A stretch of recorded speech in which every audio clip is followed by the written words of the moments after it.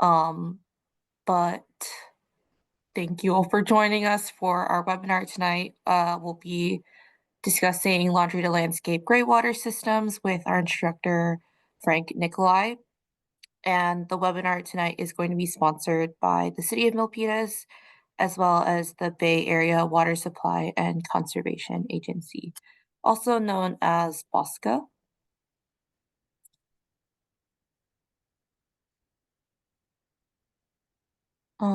And then just a little bit of info on how to ask questions tonight. Attendees are going to be muted by default to reduce background noise. And we will be stopping periodically through the presentation to answer any questions. Questions can be submitted either by using the raise hand feature on Zoom or by typing them into the Q&A. And I'll be moderating the chat and Q&A to read out any questions, and Frank will go ahead and answer them. And then again, the webinar is going to be recorded, so it's available to view at a later time. The link to the webinar recording will be sent out to the emails that were included in your registration. And then just a bit of an intro about BOSCA, one of the co-sponsors for tonight's event. BOSCA represents 26 agencies that includes cities, water districts, a water company, and a university, all of whom purchase water from the San Francisco Regional Water System. The BOSCA region provides water to about 1.8 million people and over 40,000 businesses and organizations across Alameda, Santa Clara, and San Mateo County. And BOSCA's main goal is to be able to supply high quality water at a fair price to the BOSCA member agencies and their constituents. So BOSCA focuses a lot on water conservation, and they also have a landscape education program, which aims to focus on water conservation in outdoor landscapes, as outdoor water use represents the single largest untapped opportunity for conservation within the service area.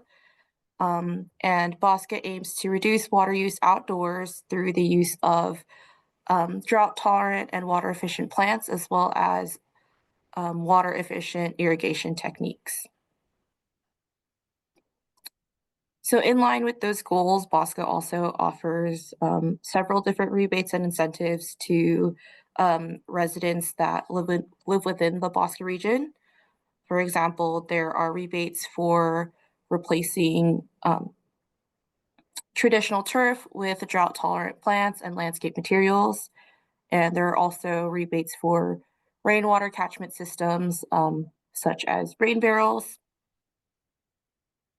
You can also find rebates for things like installing a weather-based irrigation controller or implementing a rain garden within your landscape. And again, this is available to residents living within the BOSCA region, and you can find more information about these incentives at bosca.org. The next couple of slides are specific to residents that live in Milpitas. We have very similar rebate programs here, and we do provide some special rates for Milpitas residents. For example, you can get $4 per square foot for switching out turf for drought-tolerant plants. We offer up to $70 per rain barrel and up to $600 for installing a rain garden in your landscape. And relevant to tonight's topic, we also have rebates for laundry to landscape graywater systems. So we could get up to $400 for installing a graywater system if you live in Milpitas. There are also some free programs and water conservation items that are available, and you can find some more information about all of that at savewatermilpitas.org. And here are a couple of additional ways to save water in Milpitas. You could use the Water Smart customer portal to track your near real-time water use. It's a really great tool for checking to see if you have a leak and investigating any high water bills. And we also have a water waste reporting program. So if you see water being wasted around the city, you can report it to us through the city's mobile app, or you can call the Water Conservation Hotline and we'll go out to inspect that water waste and reach out to the responsible party. And then just a quick plug for a local Milpitas event. We are doing an Earth Day celebration on Saturday, April 12th at one of our city parks, Murphy Park, from 10 to noon. At this event, we'll have live music, demonstrations and educational talks about topics such as decomposition, container gardening, and more. And we'll also have lots of local organizations tabling to share some information about their environmental programs. And then going back to the topic of rebates, rebates are also available to you if you live in Santa Clara County. However, those rebates are going to be distributed through Valley Water. And you can find specific rebate program information at watersavings.org, or you can apply for a rebate at the Droplet portal. And then here are also some other resources that are available to you if you're living in Santa Clara County. There's some informational videos about water-wise landscapes, and then some resources for sustainable landscaping guides. Some contact information here. And then if you enjoyed tonight's program, or if you're looking for more educational opportunities related to sustainable landscaping, we do have a lot of landscape education classes coming up in the near future. We have a lot scheduled for April and then some in May and June as well. And lastly, this is the link to bayareagardening.org, which is a really great resource hub to help you with drought-tolerant landscapes and sustainable gardening.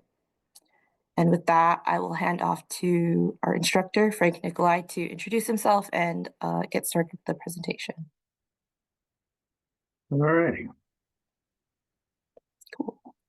Thank you very much. Let's see. This is where I want to be.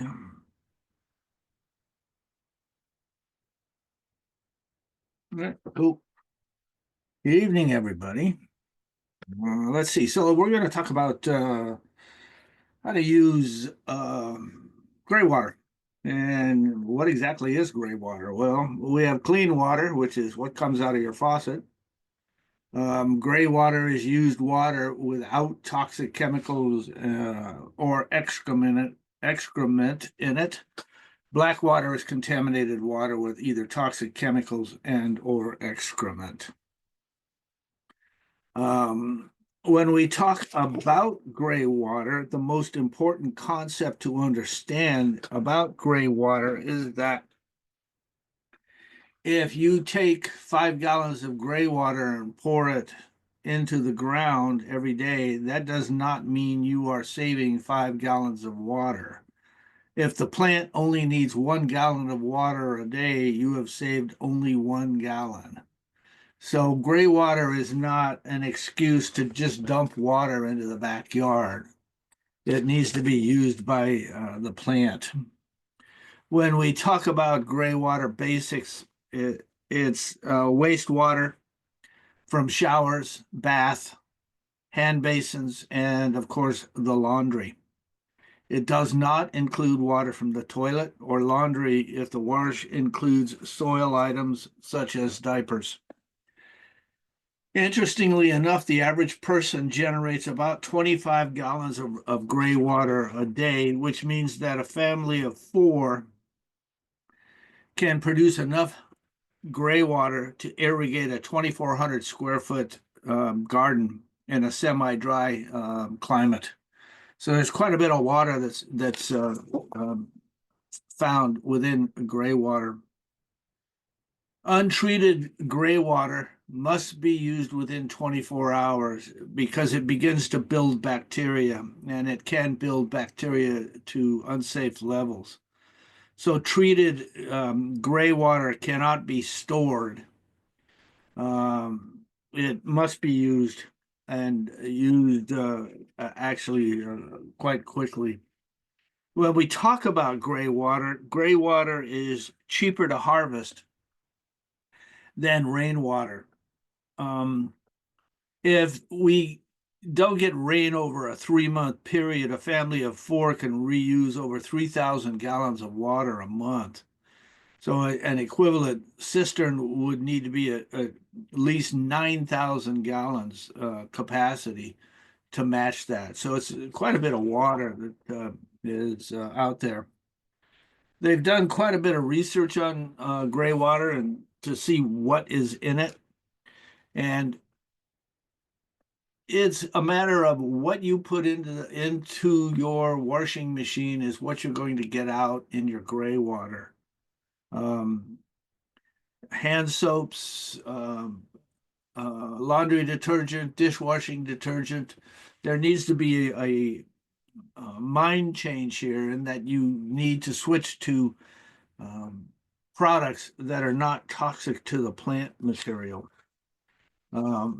When they did surveys about what was in gray water, they found about 39 compounds out of the 201 that they found within the gray water to be potentially problematic as pollutants in the environment.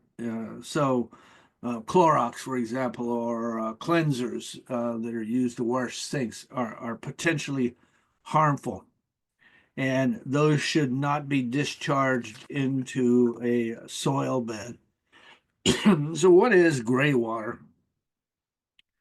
Essentially, we're going to be talking about laundry gray water, which does contain certain levels of suspended solids, salts, nutrients, organic matter, and some pathogens, depending on what is going into the washer. So, washing clothes using detergents generates gray water. Laundry detergents can contain a wide range of chemical substances, including surfactants, which makes the water wetter, builders, bleaching agents, and auxiliary agents or additives.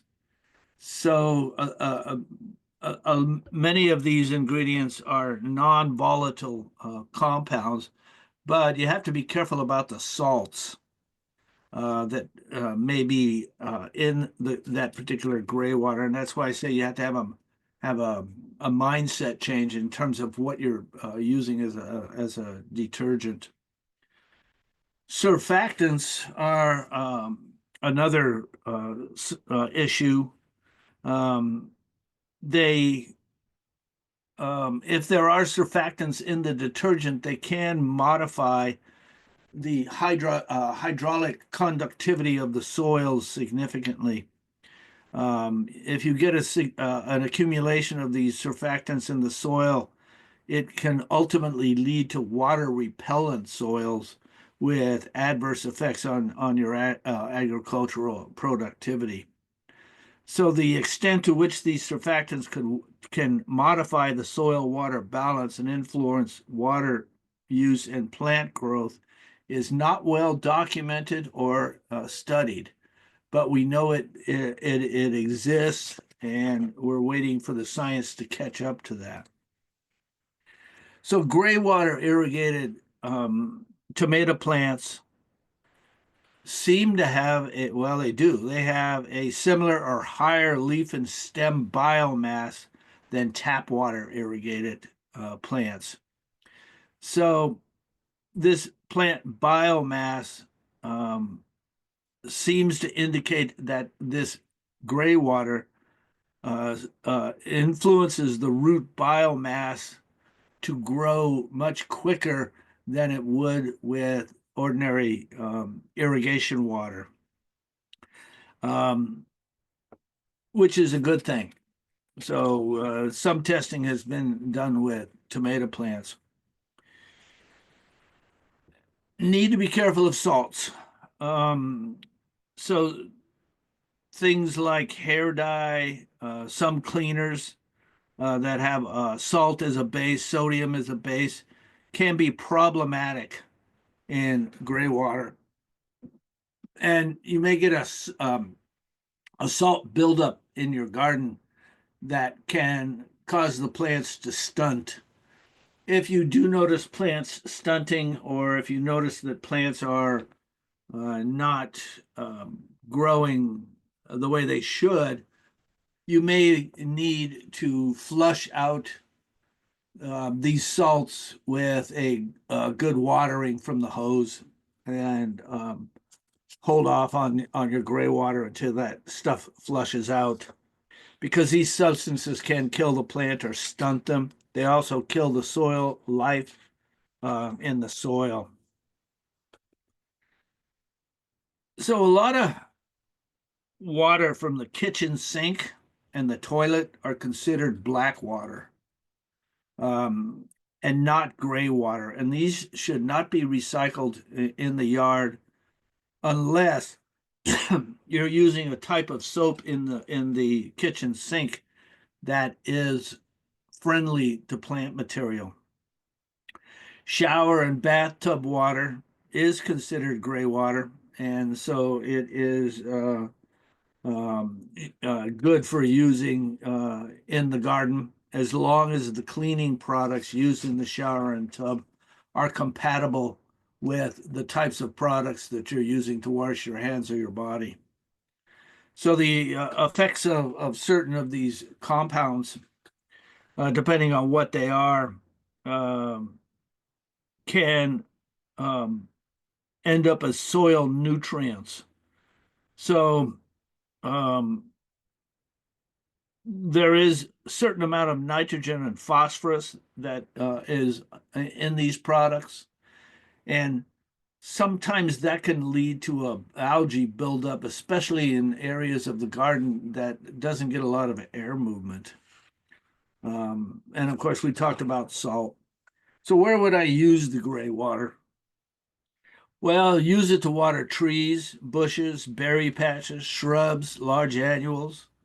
Um, it is much more difficult to water smaller plants than to spread the gray water over larger areas like under a tree canopy. That's the sweet spot for using this particular kinds of gray water. Trees especially like it. Bushes, of course, like it. Berry patches seem to thrive with gray water. And of course, if you've got large annuals, they like it also. There are some substances that you should avoid. Anything with borax in it is toxic to plants. Anything with sodium, if sodium is on the label, it can cause a salt buildup. Chlorine bleach is not good. Hydrogen peroxide is okay. Sodium perborate, which is a borax product. Anything with a petroleum distillate, anything with a water softener in it, because it does contain sodium chloride or potassium chloride in a water softener. Certain antibacterial soaps and cleaners should not be used. Whiteners or softeners should not be used. Enzymes. So enzymatic powders used to break down proteins or fats should not be used in a gray water system. Anything with a synthetic fragrance is frowned upon. So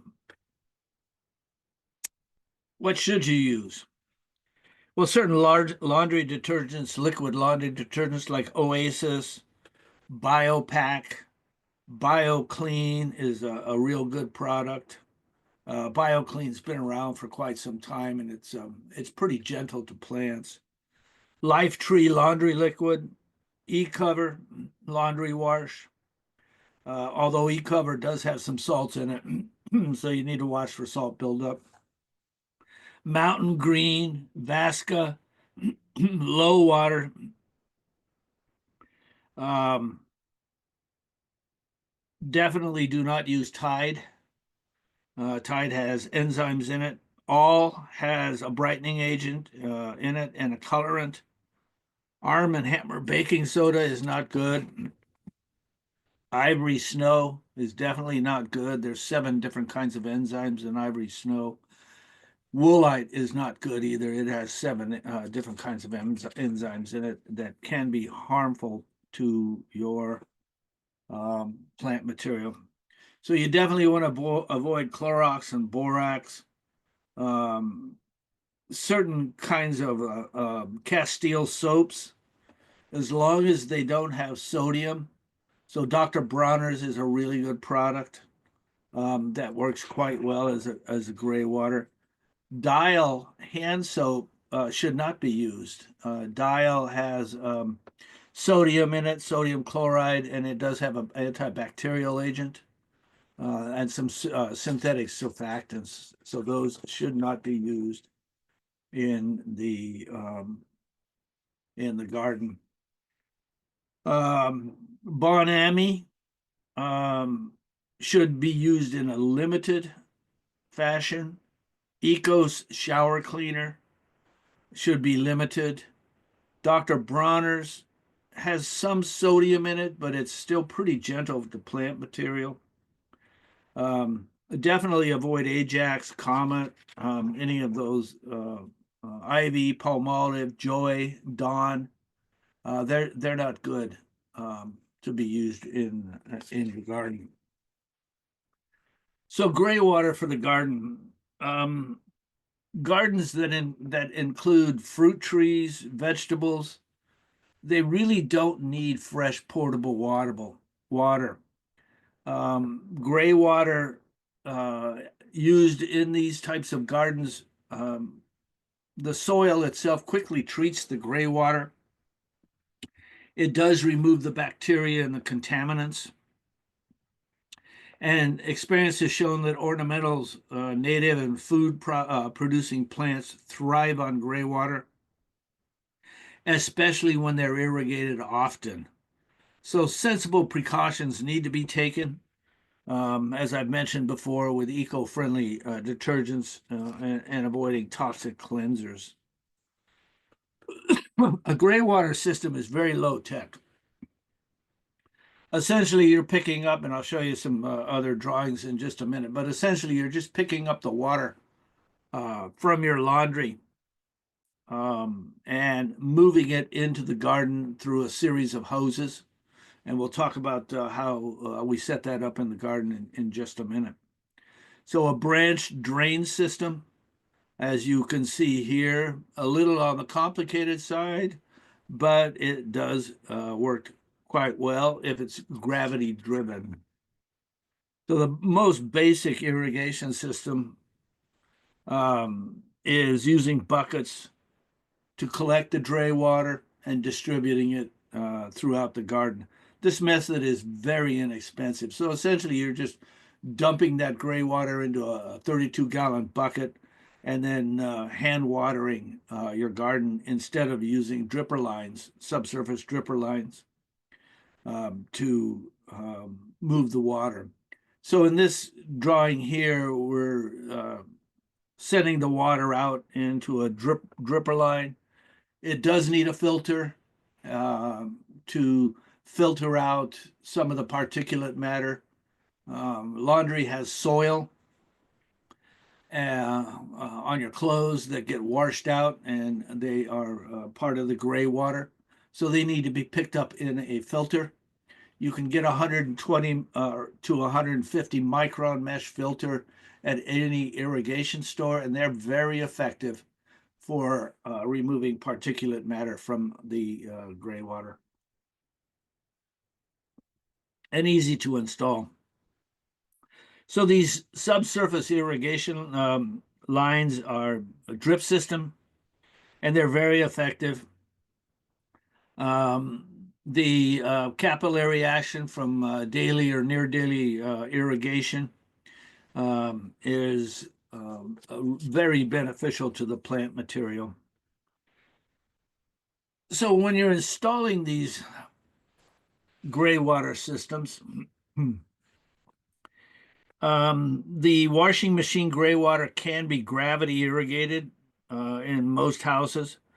So the washing machine pump is not designed to pressurize an irrigation system. So a pressurized or pumped gray water drip system might need a small pump to help it along. As long as the water is able to move freely into the dripper lines or into the garden, it won't tax the pump on the washing machine. If it senses resistance, it can cause that pump to go out prematurely. In this particular installation, we can see that there's a valve that's installed as part of the system. The valve can be a three-way valve, a two-way gate valve. You saw that with the introductory slides that Samantha showed you. Or you can buy what's called a Jandy valve, which is a valve that's used in pool installation. When I was installing gray water systems, we were using Jandy valves. And I think that's what's being shown here is a Jandy valve. There's a number of ways that you can move the water. You can put in what are called basins. Essentially, they're just small irrigation boxes. The water moves freely into these irrigation boxes. They're filled with um, gravel, and from there, the water percolates into and around the plants and trees. This is a very effective method for getting the gray water to your shrubs or to some of your larger trees. It is a little more expensive to do it that way. But as I said, the most inexpensive way is just to catch it in a bucket and move it outside. This is another illustration of these basins that pick up that gray water and move it in and around the plant material. It's fairly low cost. These things aren't that expensive, and the plants seem to thrive with this kind of a method. Notice that this tree has one on the house side and one on the back side of the tree. When you're doing large plant material, you want to make sure that you're irrigating the entire root system instead of just one side. If you're doing just one side, it can cause a anaerobic bacterial condition, which is harmful to the root systems of the plant. You can also use mulch in these. So essentially what is happening here, we've got 4 inches of mulch in there.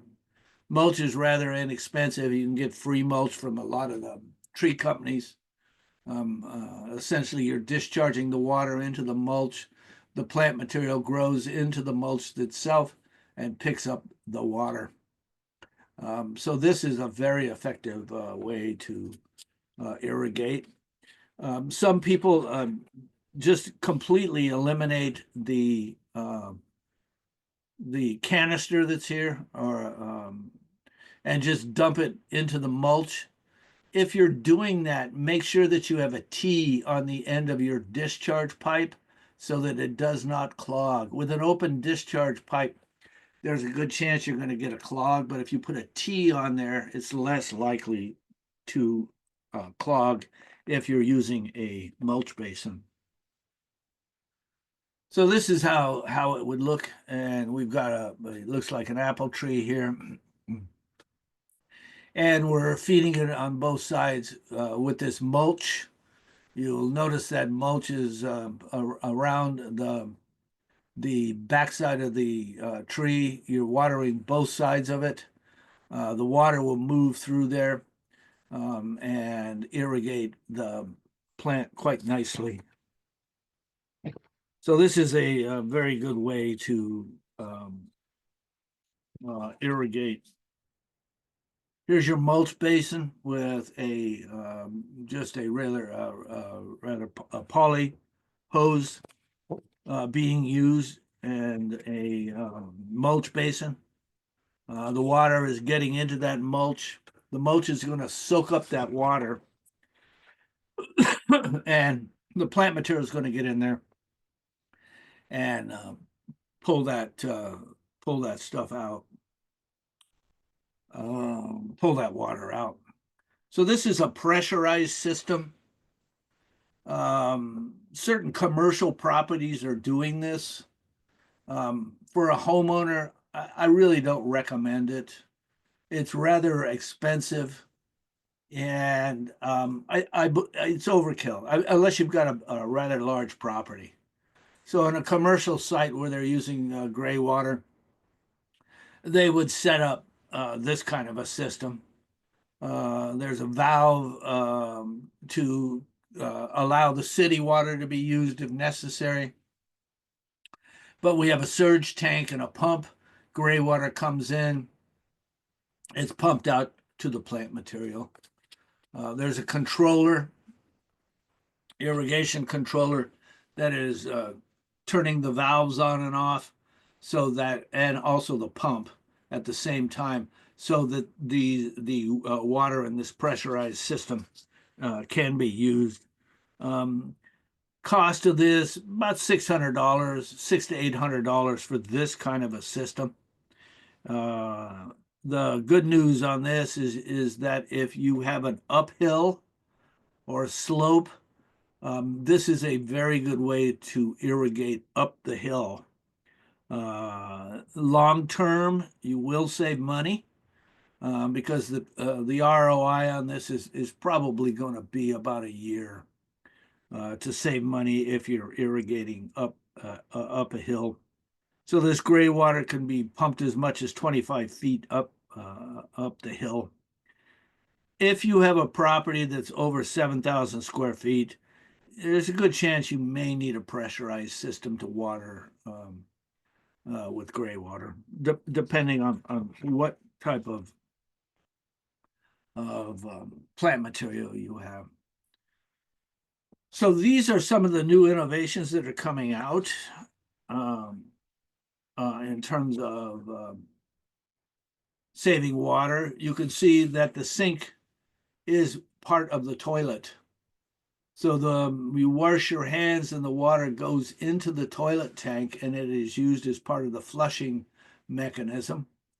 So fresh water for your hands, gray water for the bowl.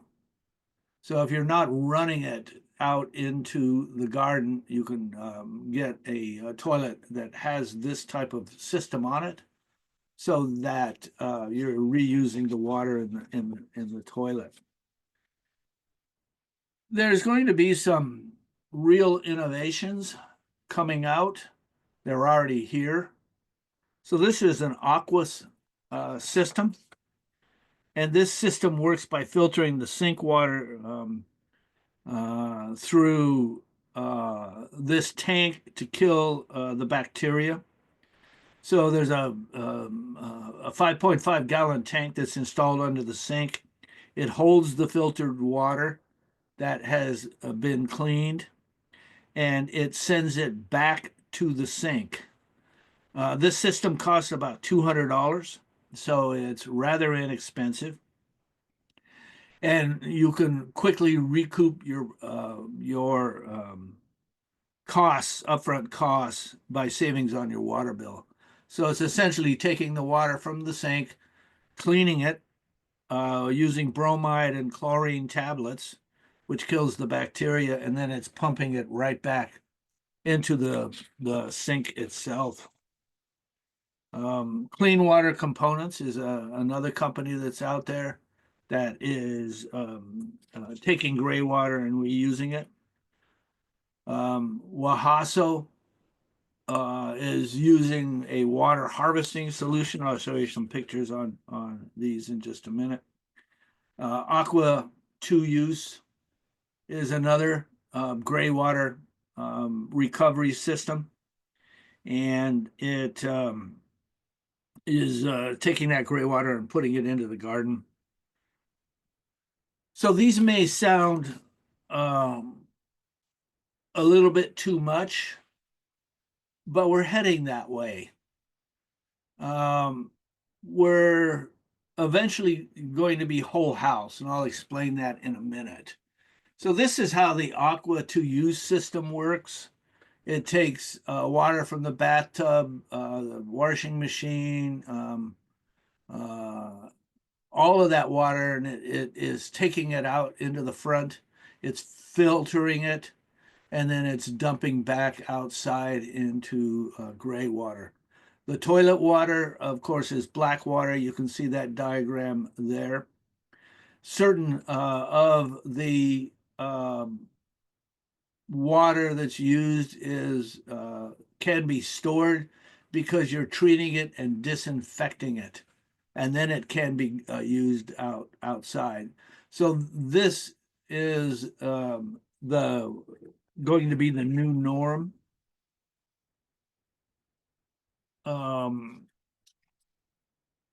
Rewater, another rewater system. So Rewater was founded in 1990 in Palo Alto, right after one of the droughts, and it is a filter package. And I'll show you some pictures of that in just a minute. It consists of a surge tank that can be standalone or buried. It's got a bolt-on lid. It's sealed. It can be walked on. It's waterproof. And the wastewater backflow valve is there. There's a heavy-duty, high-pressure submersible pump, float, and a bag filter. So this is what that system looks like.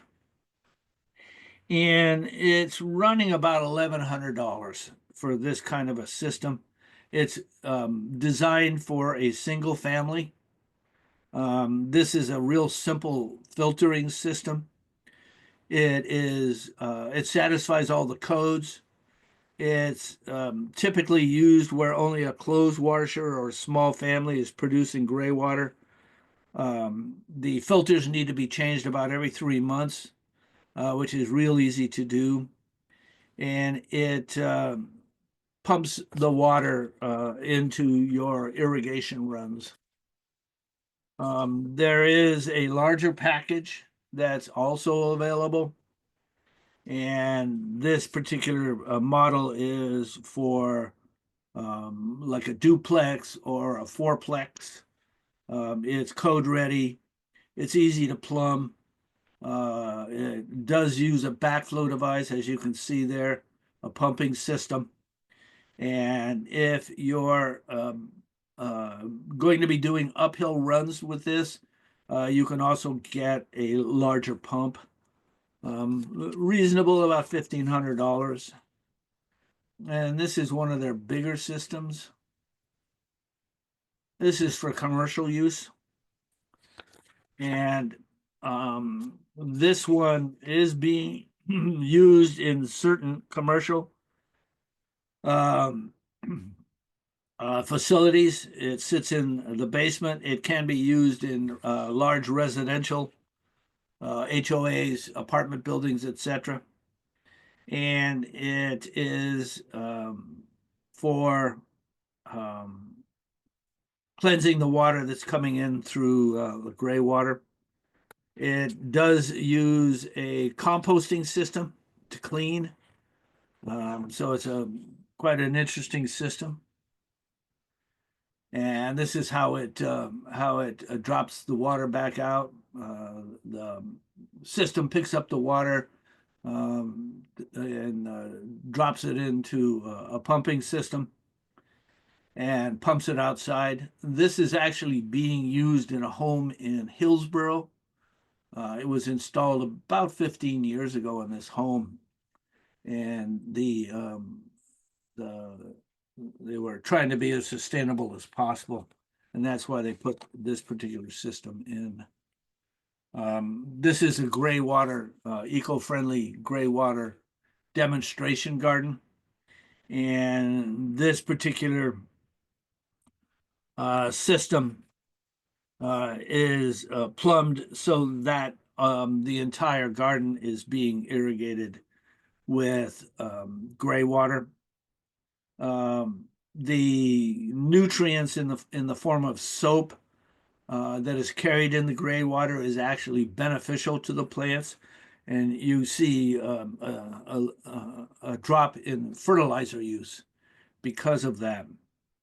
Um, the other benefit to gray water that I haven't touched on yet is that if you're washing with warmer hot water, the warmer hot water is actually beneficial to the plant material, especially when it's cold. So they react to it. So we all know that plants react to heat. And with these kinds of systems pumping warm and hot water into the garden to irrigate, we find that there is an increase in overall growth of the plant material. Um, Nexus E-Water is another system that's coming out. And Nexus E-Water is whole house. So what is happening right now is a lot of people are investing in water.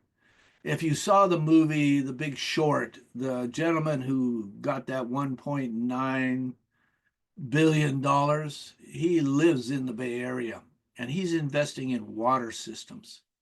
Warren Buffett, one of the more famous of the investors out there, is also investing in water.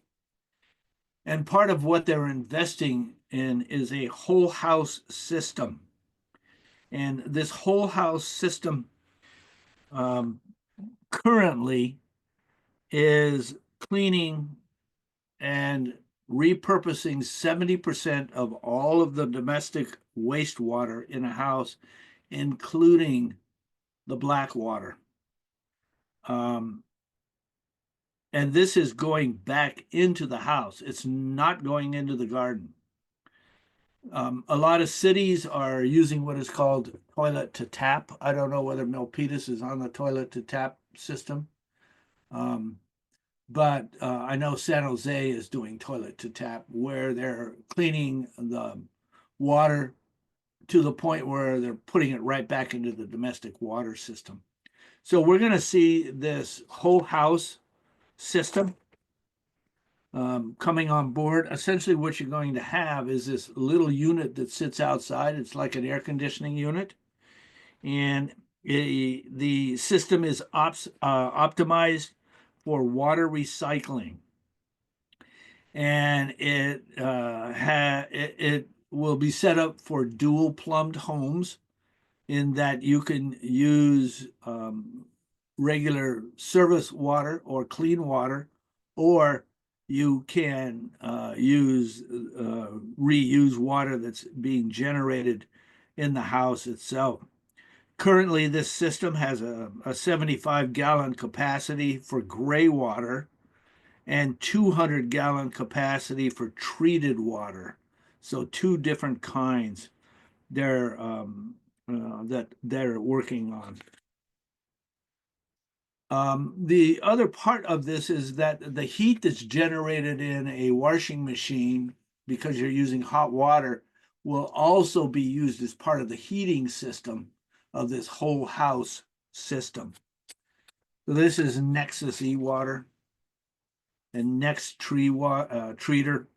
This is what it looks like. It's a small air conditioning system. It will filter and clean 200 gallons of water daily. It will treat shower, bath, hand sink, washing machine, drain water only. The water is reused by the house, not the garden. It automatically monitors and records recycling performance, and it is designed to clean drain water to crystal clear, near potable quality for reuse. So it is on the market now. Nexus E-Water and Nexus Heater. So this is Nexus E-Water. And essentially what this does is it recycles the energy and drain water to heat fresh, new hot water for your home. So this is part of the hot water heating system. It extracts heat from your water. It transfers it to the fresh water inside this heating next heater cylinder. It's very efficient. It essentially uses a heat pump, which is similar to the process in a kitchen refrigerator. So instead of sending the unused heat to the sewer with the water, you'll reuse it again and again and again. So recycled energy is stored in the fresh water inside the next heater. And the water inside acts as a storage battery for recycled energy. 80-gallon capacity on this one. And default temperature setting is 120 degrees Fahrenheit. It does have a refrigerant loop so that it can cool the water also. And it's certified UL and it is code ready. So this particular system, 34% less water, 70% less sewage, and 75% less water heating on this particular kind of a system. It is quite interesting. It these numbers are significant in that if you're putting 70% less sewage out there, that means that the city has less to clean. So over here, I live in San Mateo area, and they're doing a new, they're remodeling the water treatment plant because it is getting close to being obsolete, and they're spending millions of dollars on this. And so if there is less sewage going out into the sewage treatment plant, less tax dollars, less burden on that machine, less water being used. This particular system has a daily capacity of recycling up to 200 gallons of water, and it uses a patented system that combines flotation, filtration, and disinfection in one package. It's very inexpensive to maintain. It produces recycled water, which is completely safe and does not require the homeowner to change water usage habits. So it's pre-filtration and solids removal, and it has a bubbling process to concentrate and separate contaminants. And it also disinfects the water to make it near potable. They're very careful about saying near potable, but it's clean enough where it can be reused. It can save thousands of dollars over the life of the product by significantly reducing water and energy. If you're heating water or if you're pumping water, you're using electricity. So this saves anywhere from $100 to $200 a month in water heating and electrical. It's quiet. It's more reliable as a hot water system than other green heat pump systems, and can reduce sewage flow significantly. So we have talked about some simple systems from laundry to landscape. This is a simple system where the water is essentially being used by the plant material outside directly. We're going from the simple to the complex. So this is the future, which is already here, actually. And this is whole house integration. So essentially, you're going to have units in various parts of the house that will take your water and treat it. It's going from simple to complex to even more complex, using solar systems, dual flush toilets, hot water recirculation, High efficiency water heating systems. Energy Star appliances are also part of this.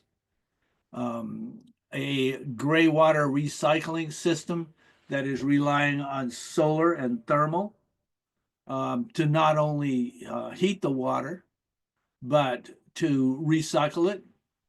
It has a wind turbine that is also used to move the water.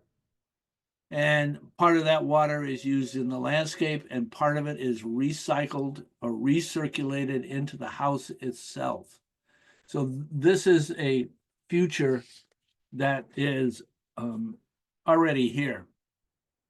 What's driving this? Well, we kind of ran out of water. Not, we might have run out of water. We kind of already did. We do have shortages. If you've been watching the news the last 5 to 10 years, you're seeing droughts all over the United States.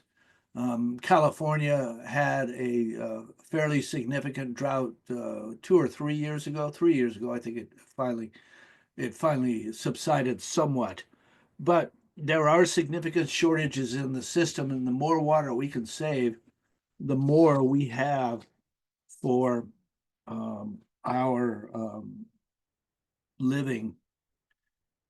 So predictions are that the current energy needs and water by 2040 is going to be a huge problem. That's what their predictions are if we don't continue to improve energy efficiency, use better alternative cooling cycles, use water in a much more conservative manner, switch to solar, switch to wind, and begin to abandon a lot of these fossil fuel facilities in all of these water stressed places, which means about half the planet relies on fossil fuel to move water. So 51% of the electricity that's generated in California is used to pump water. That's a lot of electricity. So by 2040, they predicted that 40% of the world will have a water scarcity problem. More than 40% of the world now has a water scarcity problem, and it is not getting better unless we switch to a lot of these systems. So what is driving the system? Water stress, significant. So if you look at this map, you can see where the extremely high stressed areas are. If you look at the United States, we're low to medium stress or medium to high stress. So we're not in a good place with water. This was as of 2013. With the fires that have been happening and with climate change, this map has changed so that we're beginning to move into the high stress areas in California. Our water systems are being taxed and should start thinking about alternative solutions. What else is driving the system? A lot of the water utilities are going to need repair. A lot of those are breaking down. A lot of the water companies are spending large amounts of dollars to rebuild their systems. In 2013, Americans spent $15 billion on bottled water. That's an astounding figure, $15 billion on bottled water. The Himalayan glaciers, which produce some of the biggest amounts of water that feed the Ganges, the Indus, the Brahmaputra, the Yangtze, and the Mekong. By 2035, if these glaciers begin to disappear as temperature rises, it could mean that 2.4 billion people that depend on this water will have some significant problems. China has spent $128 billion on water infrastructure in the last 5 years. So China is addressing the product or addressing the problem, and we should also. It's somewhat prophetic when we look at the problem with Flint and the amount of lawsuits and the amount of toxins that are were generated in that particular situation. Is it the future? Not really. It's here. And some of the things that we need to really be thinking about is our pesticide application. That pesticide runs off and it seeps into the groundwater, or it is discharged into streams, or it's entry through wells, and it eventually finds its way back into the water supply system. So we need to be really careful about pesticides in the next number of years because it's not healthy for our water supply. So a single drop of herbicide can breach the drinking water limit in a small stream for 30 kilometers. So it doesn't take too much of an herbicide to cause some damage. That's all I have tonight. I hope that, let me stop sharing. There we go. I hope that you've taken a few things from this presentation. One thing I want to emphasize is the Graywater system is really easy to do. It's very simple, from the simple carry it outside in a bucket to connecting it to a drip system.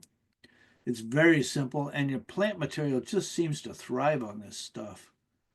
So I highly recommend that you start thinking about a Graywater system and find out more information. There's a lot of information on the internet about it. There's a book by Robert Korick that addresses Graywater. It's been around for quite some time. So I highly recommend that you pick up that book and read it if you're serious about it. There's a number of contractors that do Graywater systems. They're fast. They'll take care of all of the permit processes. And in 2013, Graywater became part of the Green Building Code. So it is in the codes. And it's not that difficult to do a Graywater system. Are there any questions out there, Samantha? Hey Frank, I didn't see any questions in the chat, but if anyone had joined late and missed that little section about asking questions, you can feel free to put them into the Q&A or raise your hand and I'll allow you to unmute yourself.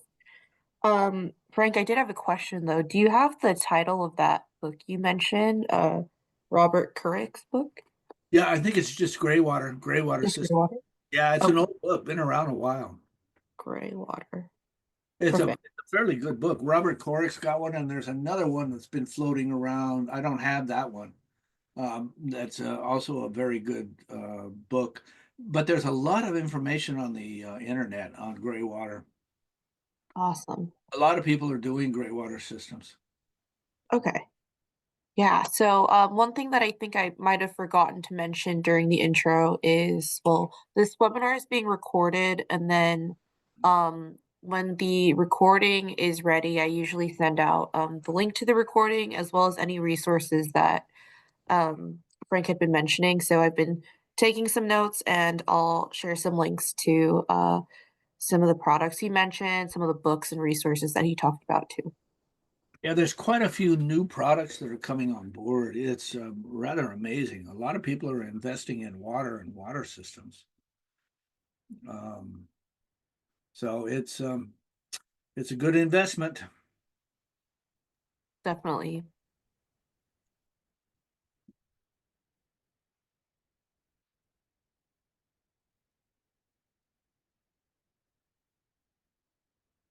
Let's see. I don't see any questions. Up to you, Samantha. Yeah, maybe I'll just wait a couple minutes, see if anyone has any last minute questions. Fine with me. Again, you can type them in or raise your hand if you prefer to speak out your questions. And then also included in that follow-up email that I'll be sending, I'll also put in Frank's contact information if you want to ask him directly. I will provide his email too. Yeah, absolutely. Cool. Just give it a couple more minutes.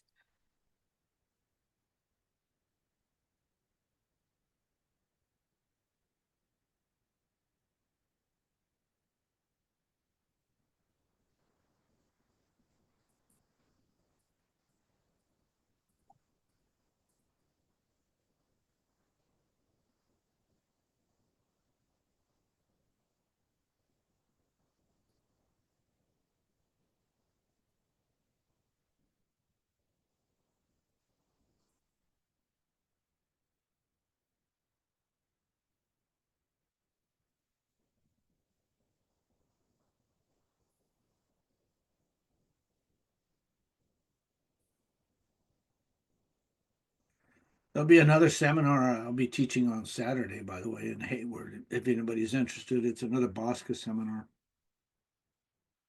It's going to be a pretty good one. It's on pollinators. So that's always a fun one to teach. And Great. that's an in-person one? Yeah, this is in person. It's at the Hayward City Hall. Nice. They have a great farmers market right across the street from it. So I usually go from City Hall to the market to get my veggies. Mhm. Is that registration required or drop-ins as well? Yeah, registration. It's a Bosco one. Okay. If Um, anybody, yeah, I don't think I have the date for that, but I can drop the link to Bosca's website as well to find that listing. yeah, it's Saturday, 10 o'clock. Perfect. Um,